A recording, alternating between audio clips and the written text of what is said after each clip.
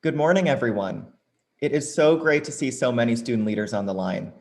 My name is Aiden Arisaw-Singham. I'm a senior at UCLA majoring in global studies, and I'm proud to serve as the 2020 to 2021 president of the UC Student Association.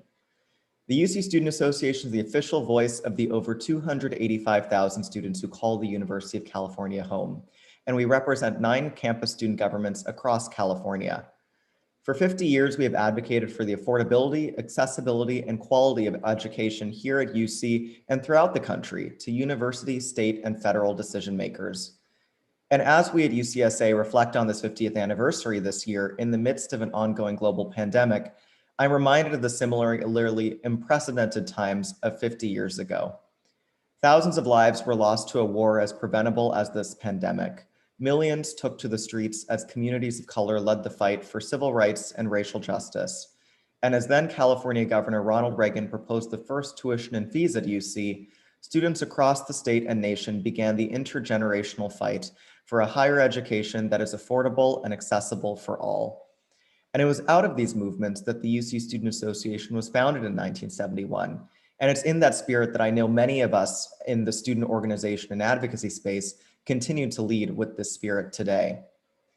And so it's in this moment as our nation faces the triple pandemics of COVID-19, systemic racism, and unaffordable costs nearly 50 years later, that UCSA is excited to share tips on organizing for tomorrow by working to double the Pell Grant today. Last summer, our student organization began laying the groundwork to support this nationwide campaign to double the Pell Grant. And why? Well, because in 1980, the Pell Grant covered more than 75% of a student's 4-year public college cost. But today, that maximum Pell Grant only covers 28% of 4-year public college costs. And as a result of this decline in federal support, we students have seen food insecurity, housing insecurity, and debt after graduation grow. During the pandemic, we students have continued to lack adequate food and housing security, as well as access to reliable childcare, technology, and other resources to make our pursuing a higher education possible. Many of us currently meet financial aid funding gaps by taking out loans to pay for the remaining costs of education. And in fact, more than 80% of Pell Grant recipients who graduate from 4-year colleges currently have student loans. And when we students graduate with enormous debts, we put off taking a risk on a dream job or starting families, purchasing homes, and making other significant investments in our economy. And this pandemic, which has upended the financial stability of ourselves and our families, has only exacerbated this by making higher education dramatically less attainable for millions of students. The federal government made a commitment to students in establishing the Pell Grant program with the intent of allowing students, regardless of their financial means, to access a higher education. And that's why today we are here to speak with all of you about the goal of doubling the Pell Grant, this nationwide campaign to increase the affordability and accessibility of higher education nationwide. You'll hear from students and alumni, as well as organizers in this national movement to double the Pell Grant, to see how you can take the tools and tips that we have learned over the past few months in our nationwide organizing and apply that on your campus to increase the knowledge of students about this movement and mobilize them behind this goal. You'll be told about tools and trained in tools in order to access this kind of movement on your own campus and mobilize for it. So with that, I'm excited to turn it over to our co-moderator for this next panel, Lauren Vallis, the Fund the UC Chair here at University of California and moderator for this event. Thank you, Lauren. Thank you very much for your incredible remarks and introduction, Aiden. And hello, everyone. My name is Lauren Ballas, and I currently serve as Fund the UC Campaign Vice Chair for the UC Student Association. It's my pleasure to moderate today's event and to introduce our first speaker, Michelle Streeter. Michelle is a Senior Policy Analyst with the Institute for College Access and Success, TICAS, and works on federal policy issues related to higher education access and affordability. Michelle has had a long career in advocating for student aid and has been a wonderful partner to UCSA throughout the Double the Pell campaign. And before third team, Michelle, I do want to mention for all our folks in the audience, we also have closed captioning turned on for today. But with that, I'll hand the floor to you. Thanks for being here, Michelle. Thanks so much, Lauren, and thanks to UC and everyone here for having me. It's always wonderful to be a part of these events and be part of the student-led movement. So as Lauren said, my name is Michelle Streeter. I work on federal policy at the Institute for College Access and Success, also known as TCAS. We are based in Oakland, California, so we have quite a strong California connection, but we also have an office in Washington, DC. And we work on California state policy, Michigan state policy, as well as federal policy, which is my role. So I'm here to kind of share the federal policy perspective on why Congress should double the Pell Grant, especially from an equity standpoint, why that's so important and why this is necessary to meet the moment. I'll talk a little bit just for context about what the current advocacy environment looks like, and really focus on why grassroots advocacy and student voices are so important here. So just a few slides. You can start the next slide, please. Just to kind of set some context that I think everyone probably already knows all of this, back and forth, but I still think it's really important whenever we talk about the Pell Grant program, just to reiterate what a critical program it is, why it's so important, how much it already does for students, and then how much more it could do if we invested at the right levels. So I think, again, it's kind of helpful to talk through the core of our message and saying, we are at this moment where there is general broad agreement and consensus across the board on the need to make major new federal investments in higher education, and especially not just in providing access and not just providing access for certain students, but also in providing enough resources for students to complete a degree, complete a high quality degree, and making sure that students who have traditionally been underrepresented and under-resourced in higher education have the opportunity to complete a high quality credential without taking on debt, and also making sure that a student who is making a decision where to attend school or whether to attend school, ideally every student, regardless of financial background, would have the same opportunities and the same options to dream as big as they want and attend any school that is the right fit for them and pursue whatever path is right for them and not be kind of burdened by cost considerations in the way that so many students are now. And so I think the Pell Grant program is a really critical piece of this. And it really has to be kind of the cornerstone of any comprehensive federal approach to making college more affordable. And a big part of that, again, in addition to making it easier for millions of low and moderate income students to attend school and complete a degree, it also will make a significant dent in the student debt crisis. And I think that's another kind of really critical piece here is, again, there's this major national reckoning happening about student debt and who is burdened by student debt. And especially, again, that Black students are, suffering under the weight of student debt disproportionately to their white peers. And so, again, from an equity lens, we're really, really concerned about this, and we can't let this system continue. And so if we look at how do we address the root of this problem, how do we say college is unaffordable, which is leading to high tuition and other costs beyond tuition. It's leading to, students having to take on these debt burdens and their families as well. And then it's leading to this host of, difficulties and burdens over students' lifetimes. And so how do we kind of look at that all together and say, what do we do about this? And what kind of action should the federal government take? And one piece of that there's such great kind of research base and consensus on is at least doubling the federal Pell Grant. And kind of all of these benefits, in addition to the economic benefits and the societal benefits of a more educated population.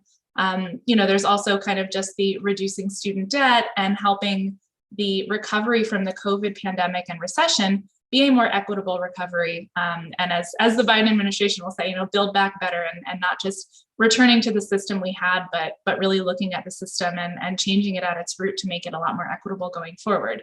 And again, all of this will flow from making this investment in Pell. You can hit the next slide, please. So just again, quick context, Pell serves nearly 7 million students annually. And one really great thing about Pell and why it's so important and so great to advocate for it is a really well-targeted program.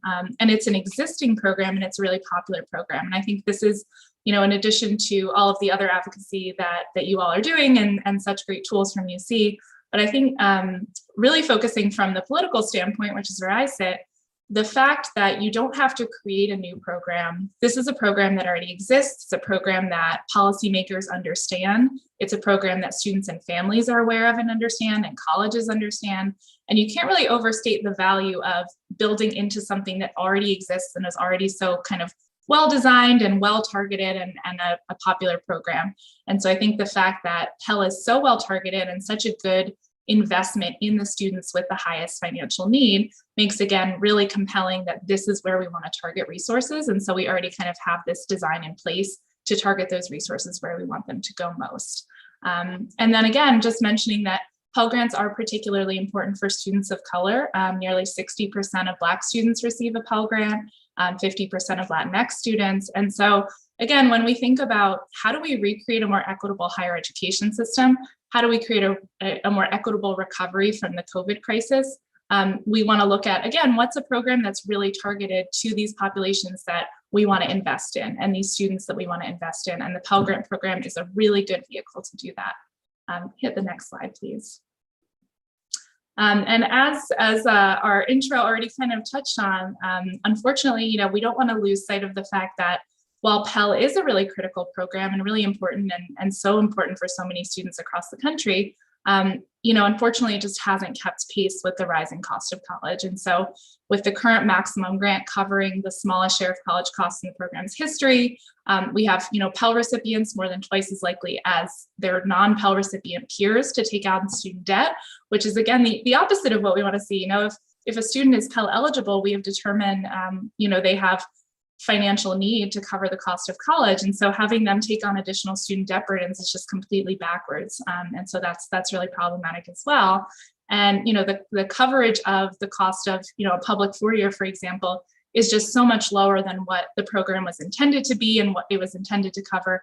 And so we really try to think about this as a return to kind of the original purpose and promise of the Pell Grant program.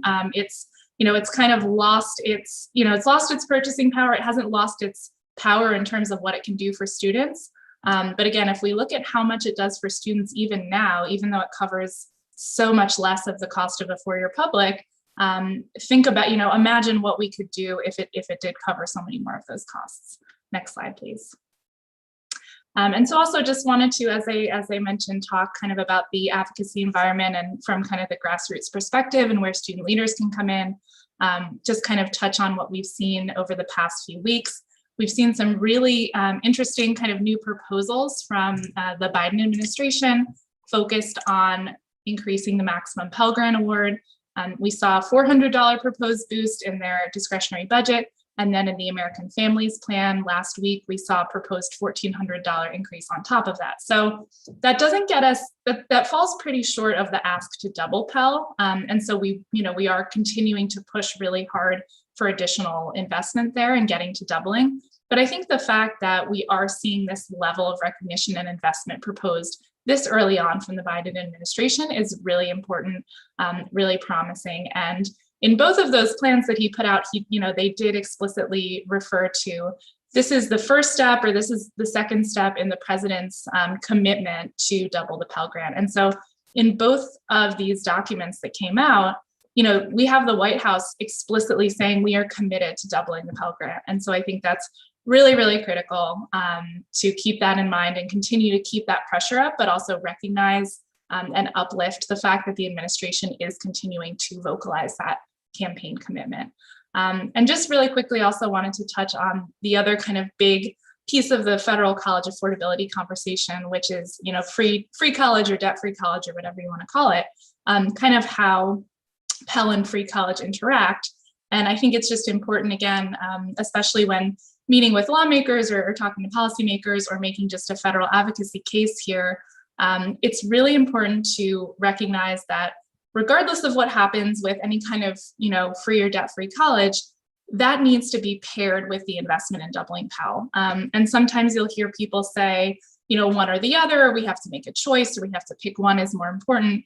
And we really reject that binary, and we reject the need to choose. And we say, these investments work best when you pair them together and when they work hand in hand. And there's, again, so much research base and so much evidence, and writings behind that to draw on in making the case. But it is, I think, important to recognize that given those are kind of the two big pieces to this puzzle that we're seeing investments proposed for. And so it's kind of important as we talk about Pell, just to make sure no matter what happens, otherwise, it's still really important to make this level of investment in the Pell Grant program. Next slide, please. And finally, I'll just wrap up kind of saying again, making the case for doubling Pell, it kind of makes itself in a way, but I think it's, again, important to just have that awareness of how to make the case to policymakers, and where grassroots support can be so important is really hitting on what is the moment that we're meeting, which is economic recovery, it's racial equity and justice, and it's addressing the student debt crisis. And so being able to kind of use Double Pell as a great slogan, it's a great hashtag, and it lends itself really nicely to kind of a big advocacy campaign. And so being able to both use that and then also have the substance behind it to say, this isn't just a nice slogan, this isn't just something that sounds good. Here's all the research behind it. Here's the case we're making. Here's the students that we are looking to serve, and here are the resources that they need. And here's what, kind of the experts will say, this is what will happen if you make this investment. And it is it will pay for itself. It's a return on its own investment. It pays so many societal and personal dividends. And again, it gets at these kind of, if you look at what the major kind of conversations and issues and crises that we're facing in the higher education world, we're looking at equity, we're looking at economic recovery, and we're looking at student debt. And so tying Pell into all of those big pieces is really important, I think, in making the case for why again, getting at the root cause and making this investment is so important now. And also, it is a costly proposal. If you look up front, that may be a roadblock in terms of why it hasn't happened yet. But again, just going back to saying, it covers itself in so many ways, and it's not just spending money, but it's an investment. And it's an investment because you are spending money here for so many dividends and returns on that investment over time in so many areas of our society and for our students. And so kind of looking at what the purpose of the Pell Grant program is, why it was created, the funding levels it was at when it was at its peak, and saying it's time that we kind of make the program whole again and restore it and restore the promise of it in order to give students the opportunity to pursue whatever higher education path is right for them. And again, this is critical part of solving the student debt crisis, and kind of aside from student loan repayment and forgiveness and putting all of that aside for another conversation, again, just saying, here's this, the simplest way to address the student debt crisis is give students more aid on the front end so they don't have to borrow. And that's, it's as simple as that. And so I think all of these pieces come together really nicely. And this is a really big moment for higher ed, and it's a big moment for investment in kind of national priorities and social programs. And so this is a really important time to make this campaign and say there's momentum. The federal government is ready and willing to spend a lot of money to kind of make these programs whole that we just haven't been funding and kind of underfunding, and communities that need more resources. Now is the moment to make that case, because there is momentum and there is an openness from Congress and from the White House to do that. So hopefully that gives a general sense of kind of the case that we make and where we stand on, in DC and from the federal perspective. And I will now turn it back over and hopefully can answer some questions as we go into the Q&A later. Thanks. Most definitely. Thank you so much for your remarks, Michelle. And I really appreciate how you said too that Double Pell isn't just a hashtag, it's a real movement that all of us students have been organizing so fiercely for, and are really excited to see come to fruition. And so with that, I would like to introduce my colleagues at UCSA. First, we'll bring back Aiden, our president, Eris Sossingham, and I'll also welcome Joshua Lewis. Josh is a third year at UC Berkeley studying political science and public policy, and currently serves as UCSA's Government Relations Committee Chair. And I'll also welcome my colleague, Raina Zhao. Raina is a third year at UC Berkeley studying economics, and currently serves as one of UC Berkeley's legislative directors. And the four of us will be going in depth on how you can organize to Double Pell on your campuses. Before I share screen with our toolkit, I did want to mention that for those of you who put your questions in the Q&A, we will be answering those during the Q&A portion of the webinar right before its conclusion. So just hang tight for those answers. But I'll go ahead now and share my screen. Alrighty, so here we are, everybody. We are at the Double Pell landing page. And so I will go ahead and put that link in the chat for everybody to follow along. Awesome. And so if you scroll down to the bottom of our page, here you'll see the webinar that's going on right now if you're in. But if you scroll down to the bottom, you'll be able to access our advocacy toolkit. And this is where we have all the tools and resources for you to host your own Double the Pell campaign on your campuses. Right here, it starts with the campaign overview, which you're hearing all about throughout this entire webinar. But we're going to go ahead, Raina and myself are going to divide going over the toolkit for y'all so you can see all of the incredible assets that we've put together. So first, we've got our Double the Pell logo. So we've got all of these here in as many colors as you can think of. We've got blue. We've got blue with circle. We've got so many different arrays for you to be able to use on your campuses for whatever your color scheme is to really add to all of your social media assets for when you start posting around for Double the Pell and hosting events similar to the ones that we have here today in our webinar, as well as any Instagram or other social media events. We also have our editable assets. So you can go ahead, take these, open them up, and you can see that they are black and white right now, but you can edit them to match the colors of your university or use them on various assets as well. And so the reason why we're looking at all these logos is because this is really, the image of Double the Pell, the arrow that is really pointing forward to the future of this campaign. So that's why all these assets are super important.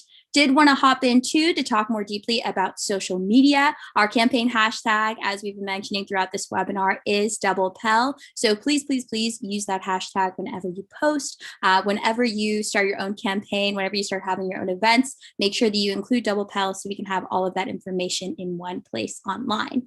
Now I'm going to launch into a really exciting bit of the toolkit, which is our social media guide. And so this is the overview, the big campaign, how to create your own social media campaign for Double Pell. So as you can see here, it has our hashtag Double Pell, our digital assets. These are sized for Instagram, Twitter, Facebook, LinkedIn, all of our banners here. So for example, we've got Instagram, right? Here, you can talk about why Congress should double the Pell on your Instagram story. Get all your followers to see that, edit that content with the incredible Double the Pell background in various colors, talking about how, Double Pell is an incredible way for us to support student investments in financial aid. And then more backgrounds as well. If we go back to our social media guide, you'll see that we also have cover photos. We also have Giphy stickers for you to be able to use on those Instagram stories to make them very, very exciting. And then we also have our Double the Pell Facebook frame, which all of us at UCSA use. And you can use it too. So there you go. I already have the Double Pell Facebook frame on mine. So that's why it's a little Double Pell inception over here. But you can add the Facebook frame just like that, just by clicking on that link.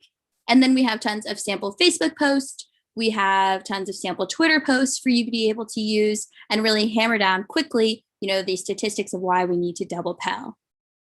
As Ada mentioned earlier, in 1980, Pell covered more than 75% of the cost to attend a four-year public university, but now it only covers 28%. And you can get all that information out in a very succinct tweet.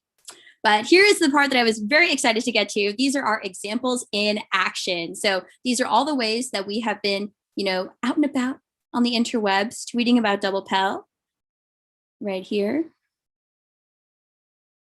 Oh, we'll come back to those, but we do have very exciting example of an Instagram story takeover that we had on our U of California Instagram from one of our very own Pell Grant recipients, Rakia, who was featured in our earlier webinar on Double the Pell at the end of February, talking about her experience as a Pell recipient and what you can do to advocate for Double Pell and the importance that Double Pell would play in the lives of our Pell recipients and our students. You can see here that we have got other tweets in which we can, elevate what our partners are saying at NCAN and at TICAS about why we need to double Pell, and those have been tweeted out.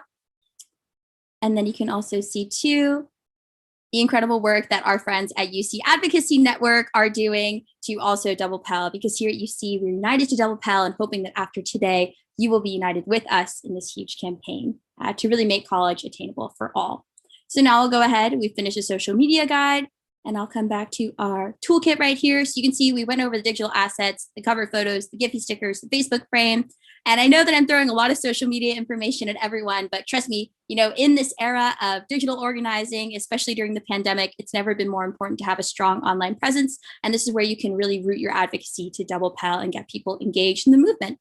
But with that, I will throw it to my colleague, Raina, to talk about our advocacy materials while I continue sharing screen.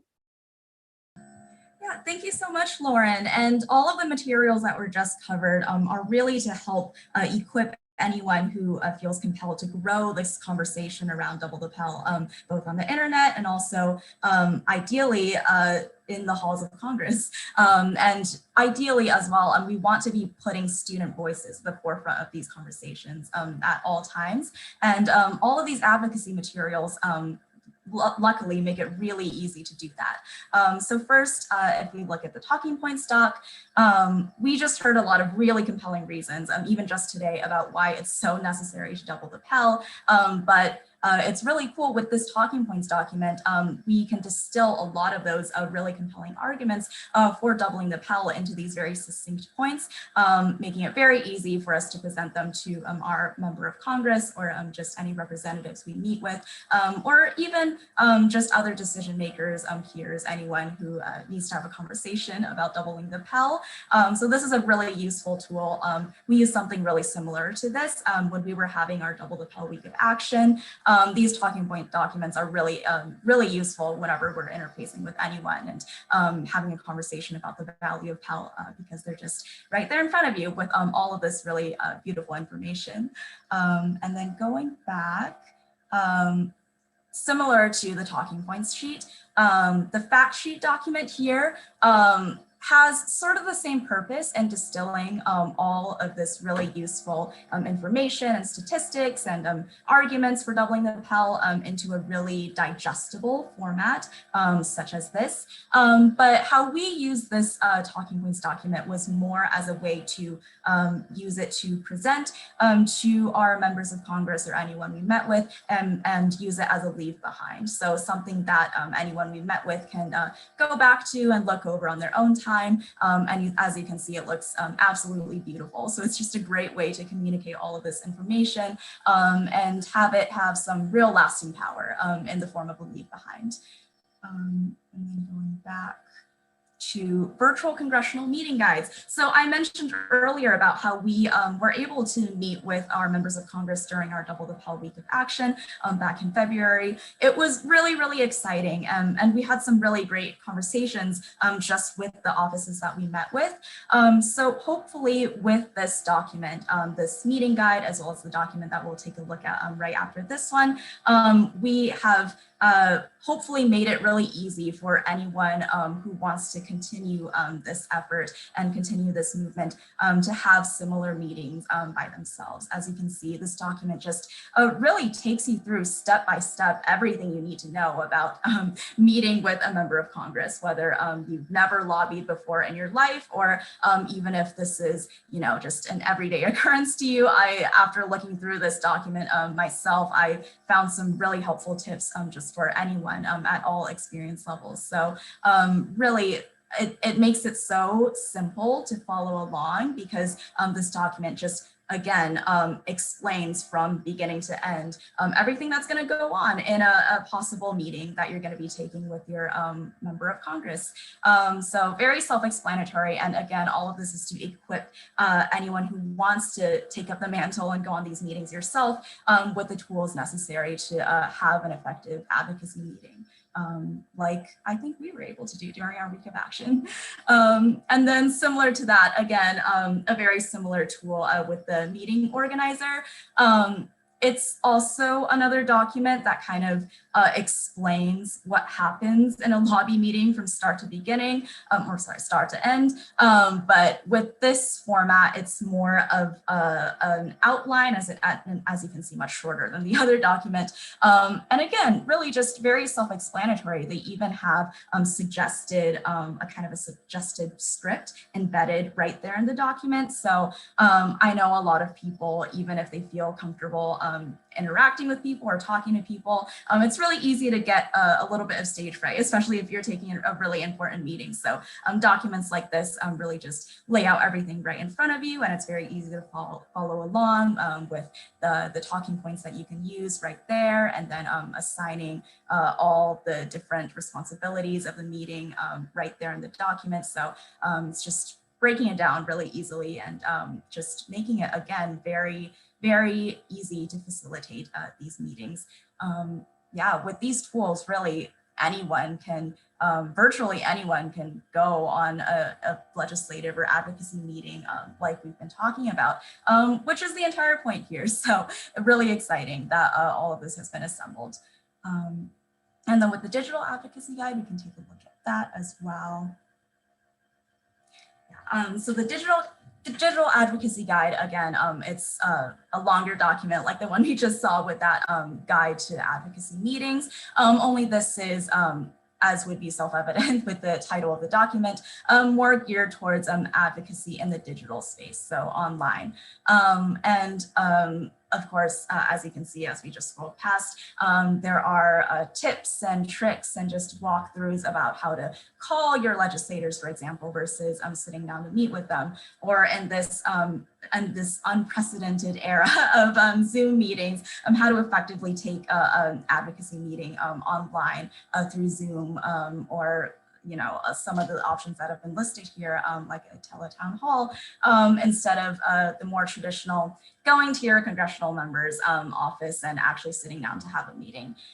So many avenues to pursue here when it comes to advocacy. And I think just the wealth of options that have been presented here make it, again, really easy, but also really exciting to start having these kinds of advocacy efforts on your own campus or in your own capacity. And then very last link under advocacy materials. I, again, had some callbacks to our week of action in February. I think it was a success. It was really exciting. We had those sorts of advocacy meetings like I was mentioning, but there were also so many other cool things happening during that week of action too. We had a lot of social media events going on. We had, for example, a congressional briefing, Capitol Hill briefing, like was mentioned. And so we've kind of taken the experiences from that and have shared what we've learned from all those experiences into this document right here. Obviously not a binding, any sort of binding instructive guide, but hopefully it provides a lot of inspiration for any sort of week of action that your campus might feel is a good idea to pursue. Yeah, I think just from our experiences, the goal here was to make a lot of noise with our week of action and all of the events that we were putting on, both noise on Capitol Hill with our congressional meetings, but also on social media. And all of the things that we learned and all of the things that we did are right here distilled on this document. So yeah, would highly recommend seeing more and more weeks of action in the future. And then, so again, just to wrap up all the advocacy materials that we just went through, all of this is to empower anyone watching to do advocacy by yourself.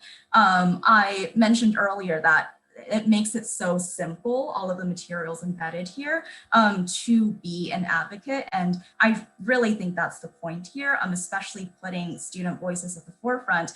Even if it is a student who doesn't have a lot of advocacy experience, we still really want to make sure that their voices are being elevated. And hopefully with these tools, it just makes that elevation or that sort of expression of student needs from the mouths of students a little easier. So yeah, and then finishing off the toolkit with other digital content, some fun things. If you want really beautiful, fancy Zoom backgrounds, like you see the four of us sporting here right before you, you can, of course, cop some for yourself. They look great. They're very eye-catching and just very aesthetically pleasing as soon as, well, I suppose it's not loading, but you can see examples from the four of us right here, and they look great. And it's just a great way, especially as we continue to be on Zoom, to spread the word without even saying a word. So, yeah. and they do come in multiple colors. There's range here. And then last but not least, there's a PowerPoint template in case you want to put together your own presentation about Double the Pell.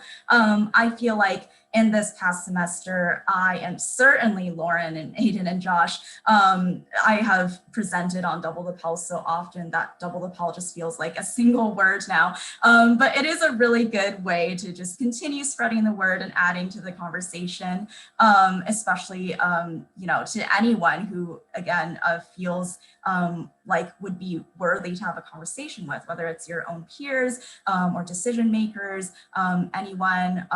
Let's just keep spreading the word about why doubling the Pell is necessary and a good idea. And stuff like this, the PowerPoint that you can make yourself. You'll also see an example of this in action very shortly here.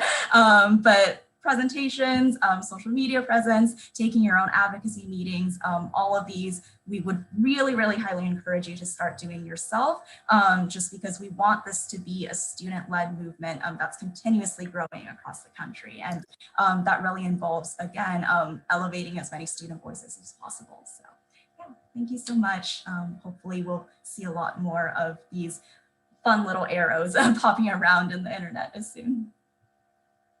Awesome. Well, thank you so much, Raina. And now I'll go ahead and throw it to Aiden and Josh to talk about the other angle of our coalition building throughout this movement to Double Pell. Let me go ahead and just share my screen.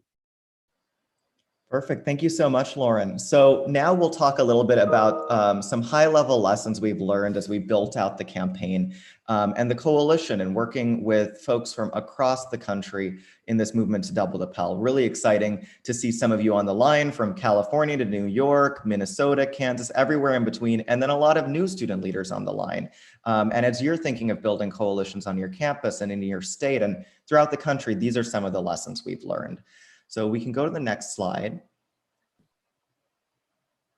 So our game plan and goals when we were working on this and thinking through how can we as students be a part of this movement back when we were planning last summer was we wanted to do four main things. We wanted to target internal campus partners and student organizations, really mobilize the grassroots on our campuses, because the movement to Double the Pell would impact so many of our students. You know, thinking at my own campus of UCLA, we have about 30,000 students with over, I think, 30 to 40% being Pell Grant recipients. That's tens of thousands of students, all with a stake and all with a story in wanting to support doubling the Pell Grant.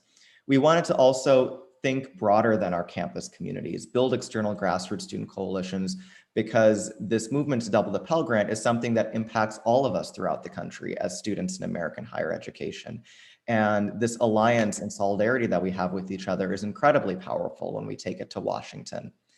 We also wanted to develop relationships with higher ed advocacy organizations like TICAS and some of the folks that you've heard perhaps in your own state or in other communities behind this movement to double the Pell Grant. It's really a big tent campaign that brings together so many different stakeholders and experts, because we all know that how good this would be for students. And then we also wanted to create institutional memory, because this will be a multi-year effort, one that will not just impact us current students, but students far into the future.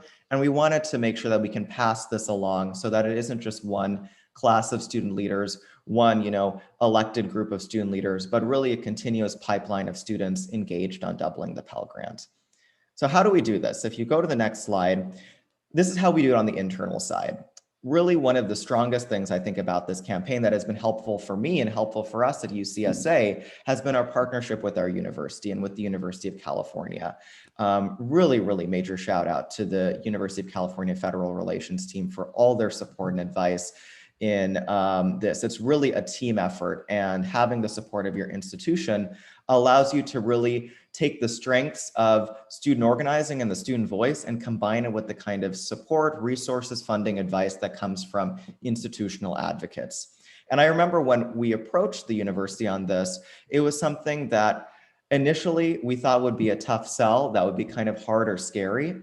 But when I had that first conversation with our university president, President Drake, about doubling the Pell Grant, I was surprised at how supportive he was. And I think a lot of our students throughout the country are realizing how supportive their institutions are. So really reach out to your institution, reach out to your campus leadership. They're more willing to support than you might think. And then also thinking about that in the broader context of the ecosystem on campus, financial aid directors who really are in charge of dispersing financial aid and see the nitty-gritty of how the Pell Grant works and how many students this could impact from a data lens. Financial aid directors on your campuses are great people to reach out to and partner with. They can add the data and the kind of analytics to support the story for what we as students know are true. The GR teams, as I've shared, one of the things that I was excited to hear from our partners in Georgia, our student leaders in Georgia, was that they had not ever worked with their federal relations team of their institution. And they were a bit nervous, like, we've never worked with these folks. We don't know if they'll be supportive of Double the Pell Grant. But from that first meeting, they found their federal relations team at their campus was so supportive. They found really great ways to partner. And they went from being a place that they had never interacted with, a team that they had never worked with, to being essential and integral partners in this fight. And then, of course, student leaders on your campus. I think there are a multitude of different student organizations and communities on your campus beyond student government that are really supportive and really excited about doubling the Pell Grant. At UCLA, for example, our transfer student community and our transfer student leaders have been really pushing this, understanding that the Pell Grant is especially impactful for students from transfer and non-traditional pathways. And then finally, mobilize students. Students are the ones that this would impact. And by being closest to the problem, we're also closest to the solution and have the stories to push that forward. So in any phase throughout the campaign, we always try to have student testimonials, petitions, direct action, and organizing events to make sure student voices are front and center. And I'll pass it over to Josh. Yeah, thank you so much, Aiden. And I will try to go a little quick. I think we're running a little over time here, but also wanted to touch on the strategies that we employed for grassroots coalition building and specific populations of students and coalition partners that we targeted and kind of how we did so. So I think first we came into this campaign with the recognition that as diverse an array of perspectives as possible was really required in order to make sure that we were advocating with our full chests and truly representative of the student movement in the country as a whole. Obviously we here at UC are a large public institution, to understate it a little bit. But I think our outreach, we really wanted to target students that came from similar systems, but also systems that might offer them different perspectives. We did a lot of research and outreach to representative student associations that represent entire states. And we also did a lot of targeted outreach at specific universities and university systems that bring perspectives into the coalition that were really valuable. For example, we've done a lot of work with HBCUs, which has been really exciting. We've also talked to other systems here in California, both private and public, which has been really great. And then shifting focus a little bit, we also wanted to target higher education advocacy nonprofits, many of whom might have been doing this work already or have a significant amount of resources that can be mobilized to do this work and provide those support to student leaders. And I think we just really wanted to stress here how incredibly eager some of these organizations are to work with students. We heard from Michelle earlier in our incredible partnership with TICAS on the Double the Pell campaign.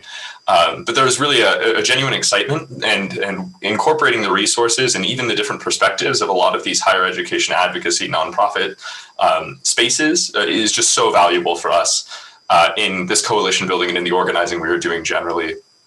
Also wanted to touch on the concept of viral networking, kind of a buzzword here. Feel a little too Silicon Valley saying it, but realistically what we mean by this is just using networks to build new networks. I think, there are student leaders that we know and are familiar with on other campuses, but we've tried to leverage as many connections as we can to build new connections and kind of expand out the coalition, just so everyone knows someone as they're entering the coalition and no one really gets a call saying, hey, like we've never met before, would love to chat. Really allows us to build that ownership aspect and build a coalition that's focused on the advocacy. And then also just briefly here, I would talk about collective strategy.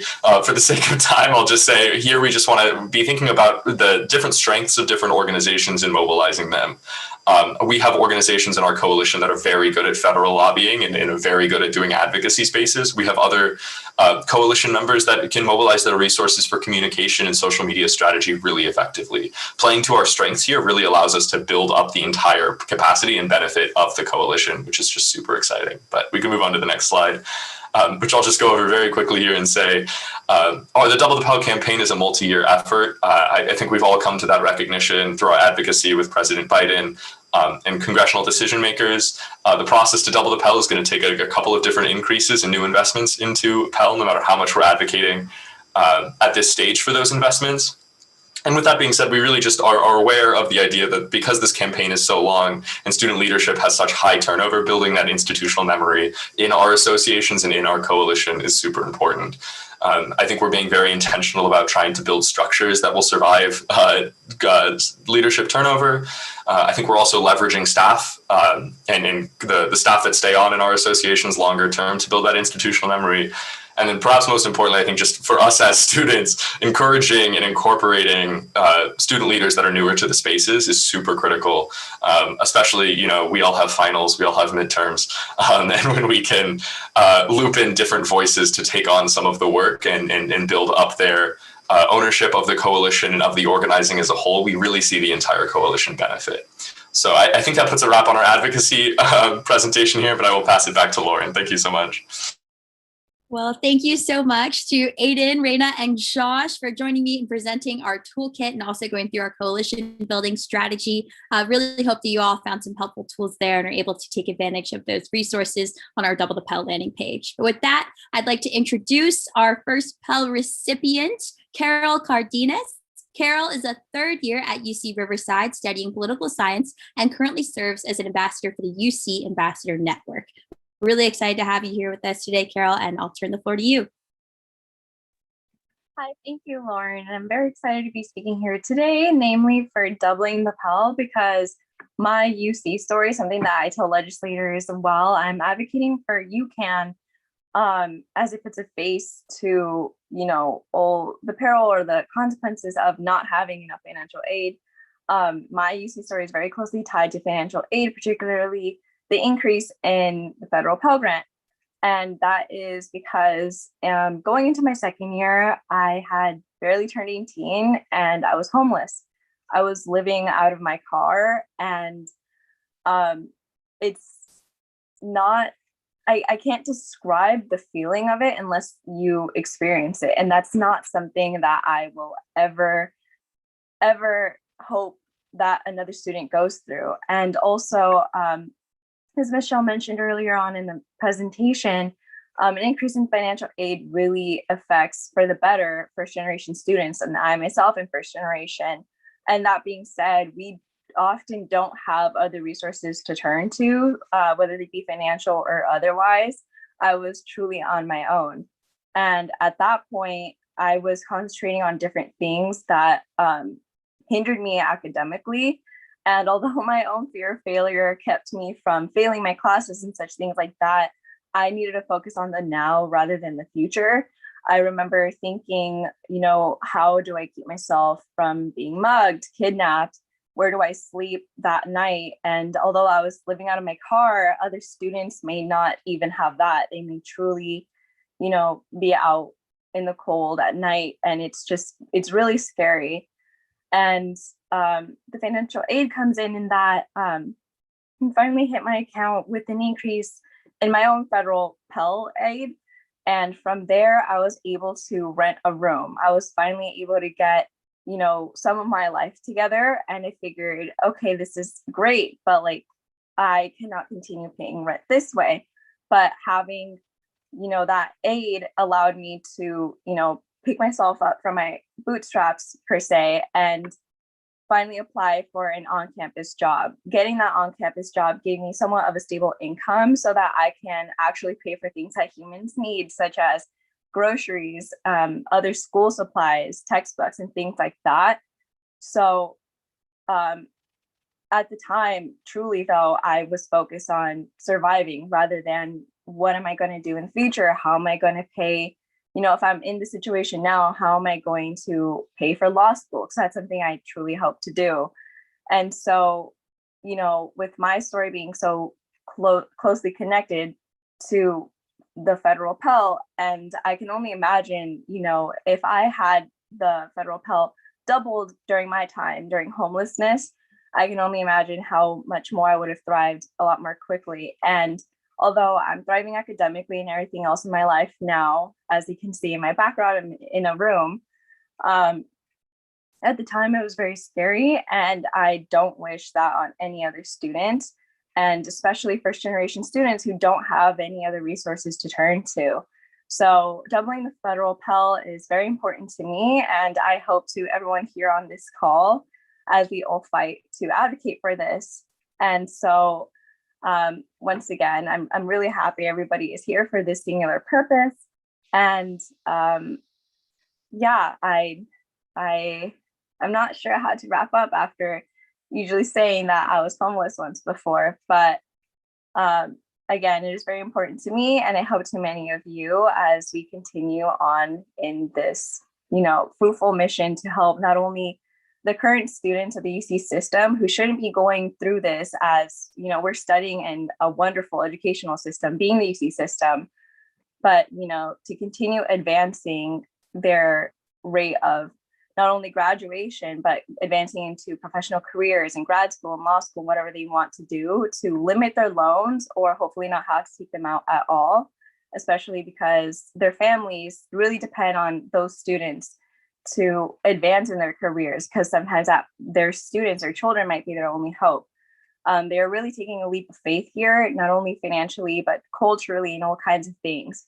So it'll definitely help students feel less alone by doubling the Pell. And I hope we continue to advance that mission. Thank you. Thank you so much, Carolina, for sharing your story with us here today. And now I would like to welcome our Pell Grant alumni recipient, Eddie Chikukwa. Eddie is a distinguished alumnus of UC Santa Barbara, where he received a bachelor's degree in political science and government. Eddie used his degree to pursue a career in financial aid policies that affect low-income students and currently serves for the California Student Aid Commission. And he's sporting a very nice shirt today. Shout out for Fund the UC, Eddie.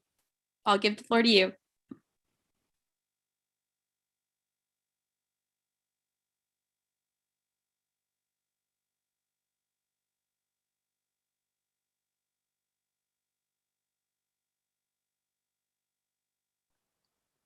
Eddie, it seems like you're on mute.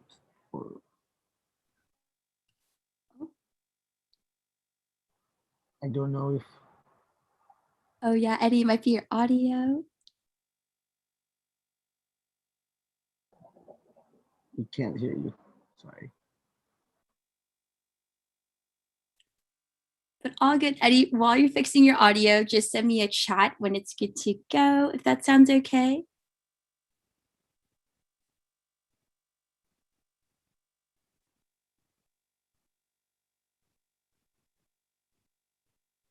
Alrighty, well, we can keep troubleshooting that, but in the meantime, I did have a question that I wanted to direct to Michelle. Thank you, Michelle, if you want to come back on camera today. And we did have a question from the Q&A where someone asked if we can all help the community better understand where funding for the federal Pell Grant comes from. How do we respond to folks who say that we can't afford to increase Pell? And how can we just transition federal defense spending towards Pell? And I believe, Eddie, your audio is back. So after you answered this question, Michelle, we'll go back to Eddie. I'm also happy to pass it back to Eddie and then come back in, whichever is. Whatever works for you, Eddie. I'll toss it to you, Eddie. All you. Perfect. I apologize for that, everybody. So let's see. Where were we? Okay, so like Laura already said, my name is Kavimba Nashe Edwin Chikukwa. I'm the current outreach coordinator for the California Student Aid Commission. Before that, I worked in State Senator Tom Umberg's office as a Senate fellow. And prior to that, I was actually organizing on issues of financial aid while I was in college. So I'd like to start off also by thanking the University of California Office of the President and the University of California Student Association for having me here today. As Lauren did mention, I am repping my Fund the UC shirt. You know, since I'm here, I gotta represent, I gotta show up with the swag, throwback, major throwback from way back in the day. But I know that's not the reason I was chosen to speak to y'all today. I am indeed a Pell Grant alumni, but I also know that I was chosen to speak to y'all today because I understand your fight. See, I understand your fight because we're part of the same fight. And that fight is to ensure equitable access of higher education, not just for yourself or for your class, but for the generations that come after you. See, I got into this fight because of my own personal experiences. I immigrated from Zimbabwe to the United States at the age of 14. And this was around the time when the United States was still reeling from the Great Recession. And right around this time, my mother got laid off from her job. So here we were, single parent household, 2 kids, and relying on the generosity of our community as well as government assistance. And I just remember being there with my sister saying, you know what? The only way we can get out of this situation is through education. And so we made a promise to ourselves that we were going to work so hard to make sure that we were able to go to college. My sister, she went to community college and then went to Cal State Fullerton and is now getting her PhD at Columbia. Congratulations to her. I like to have a little more fun and do enjoy the beach. So I went to the University of California, Santa Barbara. And I was excited when I first saw my award letter. I saw Cal grad and Pell grad recipient, but then I saw that portion that says self-help. And when you talk to older generations, the way they describe self-help is always this idea of you can contribute to your own education. So all you have to do is just work a little bit part-time and you'll be able to cover your cost of attendance. Well, that might have been true in 1980 when the Pell Grant was covering 77% of the total cost of attendance. But that is not the same case today, where we see that it's only covering 28% of the total cost of attendance. So what did that mean for me personally? That meant I had to receive CalFresh in order to be able to eat. That meant I had to work multiple jobs, sometimes 2 at the same time. And regardless of the fact that I was receiving CalFresh and working multiple jobs, I still graduated with student debt. But I know that my story is not unique. The California Student Commission conducted a COVID survey, and what it showed was that over 70% of students were worried about their personal and their family's finances. See, what we're seeing is that if trends continue to persist, education is going to be a privilege, and it is becoming a privilege that only the rich can access. Or if you are low income or from a low income background, often carrying the burden of the one who has to lift your family out of poverty, then the only way you can afford higher education is by saddling yourself with crippling debt. See, for me, doubling the Pell would have meant that instead of worrying about where my next meal was going to come from, instead of worrying about trying to figure out how I was going to pay rent, I could have taken advantage of different internships, studied abroad, and better maximized my college experience. But that was not the case. And I know it's not the case for many students. That's why I want to thank you all today for continuing the fight. See, you might not get a lot of thank yous, you might not get a lot of praise. Trust me, I know I've been in your shoes, but I do know that your impact will be felt. And that's what matters at the end of the day. So I'm just going to encourage you, and I'm going to leave by encouraging you to tell you that continue the fight, double the Pell, and do not give up until higher education is affordable and accessible, regardless of income, not just for you, but for the generations that come after you. Thank you.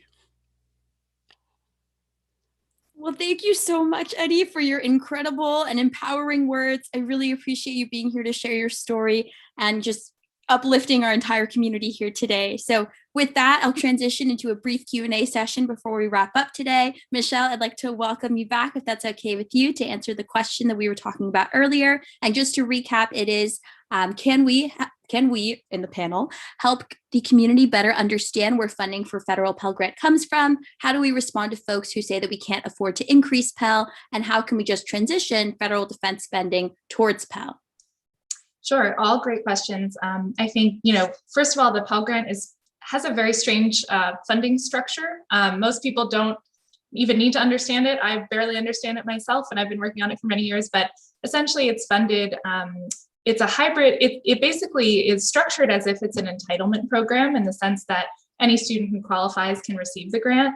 But it is actually partly funded by discretionary funds and partly by mandatory funds. And so that's when you see annually, you'll usually see there's some kind of small boost to the maximum Pell Grant award through the budget and appropriations process, to make sure it at least keeps pace with inflation and doesn't lose value year over year. So that kind of creates a weird cycle in which the program and its funding levels and the use of the program by students aren't always aligned.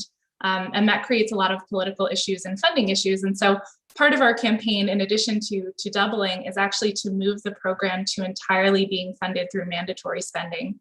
So there aren't these kind of cyclical needs every single appropriation cycle to push for the discretionary piece.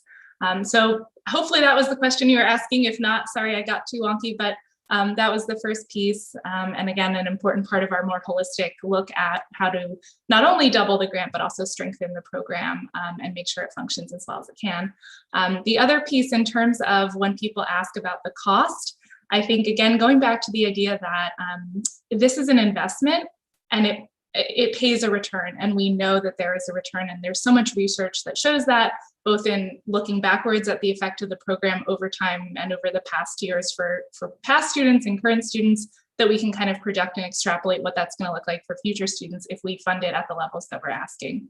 And so again, in the same way that so many other social programs, if you actually look at the return on the investment, and, even in terms of pure economics and looking at, the tax effect and the tax base and tax paying that comes out of, folks having higher paying jobs and being employed and getting off of social benefit programs, all of those pieces come together to make a really compelling case just purely from an economic standpoint.